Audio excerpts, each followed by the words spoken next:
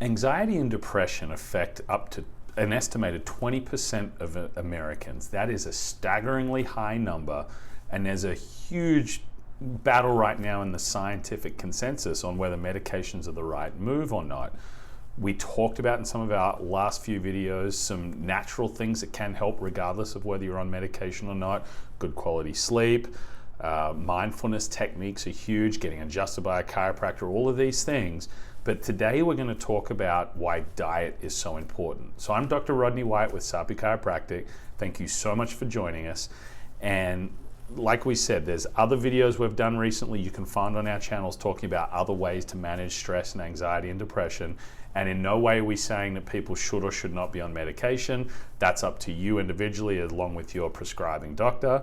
We do feel, however, that the science is showing very strongly that what we eat has a huge impact on how our brain is able to handle anxiety and depression. And therefore, regardless of whether you're on medication or not, what you eat is going to play a factor, because what we're learning now is this microbiome that we have in our stomach, this ecosystem of bacteria, has a direct effect on our brain. If we're inflamed in the gut, we're inflamed in our brain. And we're finding that the more inflamed we are, the more the brain is going to overreact and set us off into these fight-flight reactions, which then become more constant and chronic and lead to a lot of the anxiety and depression that people deal with, rather than just dealing with it in the moment and then being able to let it go. So we have to change what we eat. We can't eat this fully inflammatory diet and expect to function properly from a brain perspective or the rest of our body. So in general, for most people, and remember, diet is unique for everyone, we're going to hit 7 or 8 of the key vitamins and minerals everyone needs anyway, but especially if they're suffering. But in general, you have to make sure you're eating more real and whole foods. So think a keto or a paleo-based diet, but definitely more plant than meat for the majority of people who are suffering. A clean, organic, plant-based diet is going to cut down so much inflammation in our gut and within our body. So that's going to be absolutely vital. Lots of good fats, none of the bad oils or the sugars or the carbs that all just, they set our brain on fire. And no wonder a lot of the people who are suffering can't handle anxiety or depression, because their brain is just like a fire that's burning through. So outside of those generalized food guidelines, what else do we really need that's been shown to help with anxiety and depression? Number one is magnesium. This one is being shown to do all sorts of amazing things for people who are struggling, not just for muscle cramps like we used to, but for a lot of brain style issues.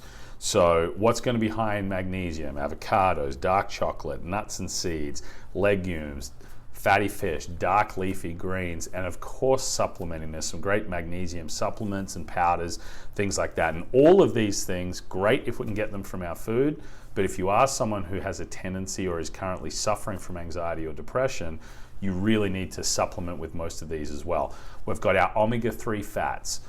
Fish, and good quality fish is where we'll get a lot of those. If you're more in the middle of the country, you pretty much have to supplement. Vitamin D is the sunshine drug. When it's cold in winter like it is here in Omaha, you have to supplement. So as a minimum for most people, 10,000 units a day, you need to get your blood levels checked.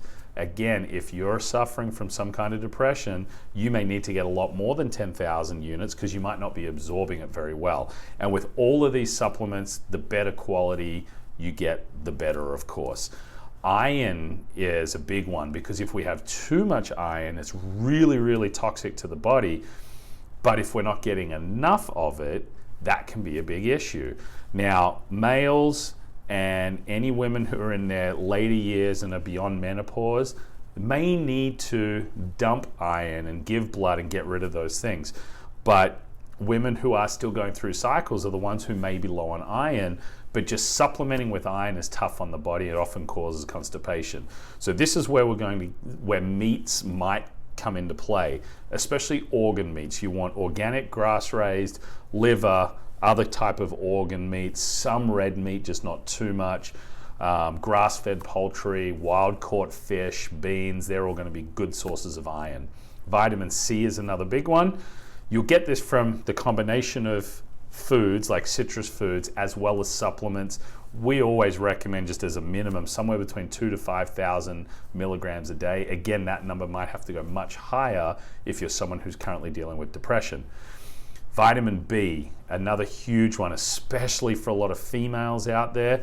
Most people who are suffering with depression are low on both folic acid and B12.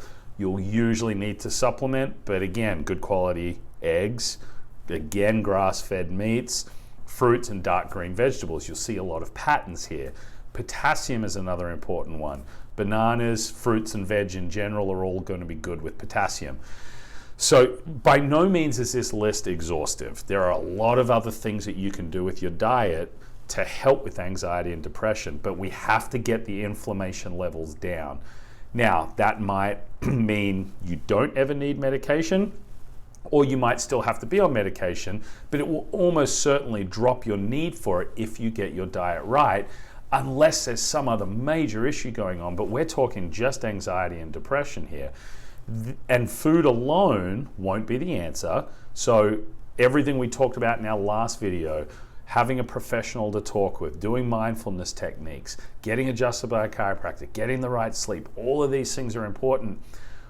But in my opinion, none of those will work long term if you don't get your diet right, because if you keep inflaming your body and pouring gasoline on the fire, you're just never going to get over it. So try these out. I think it will help you a lot. And then if you're starting to feel better as you do it, now go and have a conversation with your prescribing doctor and see if the time is right to come off some of those medications. And as always, if you know anyone who is suffering and might get some value from this video, please share it with them. We'd love to get this message out. We'll see you next time.